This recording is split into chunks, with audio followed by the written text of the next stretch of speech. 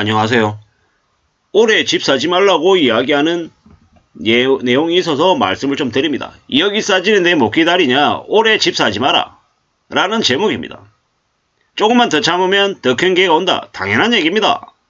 서울의 집값이 최대 40% 떨어진다라고 이분은 얘기합니다. 김기원 씨라고 하는 분인데요. 예. 최대 집값이 40% 떨어진다. 무슨 얘기죠? 무슨 얘기입니다. 이 사람의 전망이 뭐 정말로 100% 맞을 거다 안 맞을 거다 뭐 이런 얘기보다는 2024년에는 절대로 집을 살 시기가 아니다라는 얘기인 거고, 여기에 더해서 24년이 아니라 25년도 아니다. 24, 25년 최소 2년은 아예 그냥 지켜보는 게 좋겠다라는 말씀을 드립니다.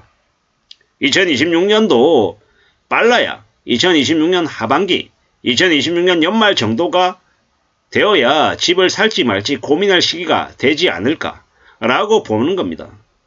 앞으로요, 서울 아파트 가격이 40% 떨어질 수 있다. 참 무슨 얘기죠? 이게 평균을 얘기한다라고 하면 최대 40%인데 저는 최대 40%가 아니라 최대한 60%, 70%까지 생각합니다. 무슨 얘기냐? 30억짜리 아파트가 10억 되는 거고, 그리고 뭐 3억짜리 집이 뭐 2억 한 7천, 2억 8천 뭐 이렇게 될 거다라는 겁니다. 30억짜리가 뭐 10억 되면 어떻게 됩니까? 한 66% 떨어지는 거잖아요. 근데 3억짜리가 만약에 뭐 2억 8천 5백쯤 되면 어떻게 됩니까? 한 5% 떨어지는 거예요. 이래저래 따져서 평균 치면요, 뭐 최대한 3, 40% 되는 거겠죠. 앞으로 조금만 참으면 1, 2억이 금방 떨어질 거다. 이게 무슨 얘기입니다. 정말로 기다리고 또 기다려야 된다는 겁니다. 지금 정부가 신생아 특례 대출 등 정부 정책을 엄청나게 내놓고 있습니다. 왜냐? 그렇게 해야 2024년에도 물량들이 해소가 될 수 있기 때문입니다. 근데 두고 보시라는 거죠. 지켜보라는 거죠. 지금 뭐 신생아 연끌을 하라고 꼬드기고 있는데 그러지 말라고 얘기하는 겁니다. 앞으로 부동산 관련해서는 집값은 속절없이 내려갈 수밖에 없다. 내려가고 또 내려가고 계속해서 떨어질 거다라고 본다라는 겁니다. 지금의 사람들이 부동산에 관심을 가지고 두고 보고 지켜보고 하면서 이게 뭐지? 어떻게 해야 되는 거지? 이래저래 얘기하겠지만 정말 기다리고 또 기다리면 어떻게 됩니까? 기다리고 기다리면 집값은 계속 내려갑니다. 계속 내려간다라고 봐야 된다라는 거죠. 앞으로 많은 일들이 있을 겁니다. 엄청나게 이제 놀랄만한 일들이 많이 생길 거다라고 봐야죠. 두고 봐야 됩니다. 기다릴 수 있어야 됩니다. 부동산을 사는데 조급해져가지고 하나밖에 안 남았다. 이게 마지막이다. 뭐 다 팔리고 이거 하나 남았습니다. 라고 하는 말에 넘어가면 됩니까? 안 됩니까? 안 됩니다. 나는 집을 앞으로 1년 뒤에 살 게 아니라 한 5년 뒤에 살 거다. 라고 생각하고 그동안에 지켜보고 둘러보고 확인해봐야겠다. 따져봐야겠다. 이런 생각 가지고 움직이는 게 좋겠다라는 겁니다. 정말로 인내심을 가지고 기다리고 또 기다릴 줄 아는 사람이 정말로 원하는 자산을 싸게 산다라는 겁니다. 어떤 부동산을 예를 들어서 생각해보자. 어떤 아파트를 누군가는 5억을 주고 샀어요. 어떤 사람은 15억을 주고 샀어요. 5억을 주고 산 사람은요, 그 5억을 뭐 예를 들어서 3억은 자기 돈이고 2억은 대출이라고 치자고요. 그러면 그 2억을 갚는 것도 절대 쉬운 일은 아니지만 뭐 집값이 예를 들어 7억이 되고 8억이 되고 뭐 어쩌고 기분 좋겠지만 뭐 예를 들어 평생 살 집이다 라고 하면 집값이 오르고 떨어지는 거하고 상관없이 그 2억을 20년 동안 예를 들어 갚는다. 그러면 원리금으로 갚아가면서 일상생활을 할 수 있단 말이죠. 근데 예를 들어 그 아파트가 가격이 오른 가격 15억에 샀어요. 15억에 샀는데 뭐 예를 들어서 뭐 7억은 자기 돈이고 8억은 대출이라고 쳐보자고.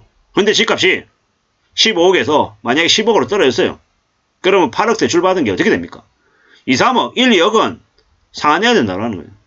그리고 1, 2억 상환했다고 치자고요. 2억 상환했다고 칠게요. 그래도 6억이 남는 거라는 거예요.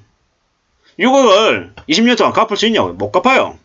보통의 사람이 6억 원을 한 30년 동안 갚나? 한 40년 갚을 수 있냐? 단순 계산하면 앞에 얘기했던 5억이었을 때 샀을 때 2억 대출한 사람, 뭐 2억을 예를 들어 20년 동안 갚았다 치면 후자는요, 그냥 6억이니까는 뭐 60년 동안 갚으면 되겠네. 60년이 아니라 70년, 80년. 결국에는 그거 갚다가 자식한테 집 물려주면서 부채까지 같이 물려줘야 될 판일 거다라는 겁니다. 상상을 초월하는 금액인 거죠. 1번 먼저 얘기했던 그 사례에서 2억 빌리는 것도 엄청나게 힘든 일인데 후자가 예를 들어 8억을 빌렸다. 미치는 거예요. 그리고 비싸게 샀기 때문에 집값이 떨어질 가능성도 매우 큰 거고, 집값 떨어지면 심한 경우에는 고스란히 자기가 넣었던 원금이 다 날아가는 일이 생길 수도 있어요. 15억에 샀는데 집값 만약에 8억으로 주저앉았어요. 자기가 넣었던 7억이 날아가는 거예요. 제가 예시입니다만은 이렇게 매우 엄청나게 우려스러운 거다라는 겁니다. 집값을 계속 오르니까 지금 오늘 가격이 제일 싸다, 이런 개소리가 어디 있습니까? 오늘 가격이 싸다 이딴 소리에 넘어가면 안 된다라는 거다. 조급하게 만들려고. 너 지금 안 사면은 영영 기회가 없어, 벼락 거지 된다, 이런 말이 뭡니까? 조급하게 만들고 흥분하게 만들고 빨리 서두르게 만들어가지고 일을 그러시게 하려는 겁니다. 우리가 서둘러가지고 제대로 된 일을 할 수 있는 건 없다라는 겁니다. 서두르지 않고 지금 버스가 지나가면 다음에 버스 또 온다라고 생각하고, 이번에 만약에 내가 그걸 가지려고 했는데 내가 못 가졌으면 그건 나하고 인연이 없나 보다, 이렇게 생각하는 게 훨씬 더 안전하겠다라는 겁니다. 안전하게 살아야 된다는 말씀을 드립니다. 안전하게 조심조심해서 살아가야, 그래야 삶을 지킬 수 있는 거고, 부동산을 사더라도 원하는 자산을 가질 수 있다라는 겁니다. 뭐 제대로 가지게끔 해야지. 제대로 가지려고 해야 그게 현명한 거지. 뭐 무리하게 말도 안 되게 어설프게 움직이면 어떻게 된다? 인생이 매우 어려워진다라는 겁니다. 사는 게 매우 힘들고 매우 어렵고 매우 막막하기 때문에 쉽게 생각하지 말자라는 말씀을 드립니다. 함부로 뭔가를 금방금방 크게 뭔가 이룰 거라고 생각도 안 하는 게 좋겠습니다. 부동산을 너무 쉽게 생각하면 안 된다라는 말씀을 드립니다. 왜 그렇게 쉽게 생각하려고 하는 거냐? 쉽게 생각하면 안 된다라는 거죠. 함부로 뭔가를 바라지 말자고. 너무 욕심부리지도 말고 내가 딱 가질 수 있는 만큼만 가지겠다라고 각오해야 되겠습니다. 너무 쉽게 너무 금방금방 뭔가를 가지려고 욕심부렸다가는 어떻게 됩니까? 인생이 엉망됩니다. 정말 위험해진다라는 겁니다.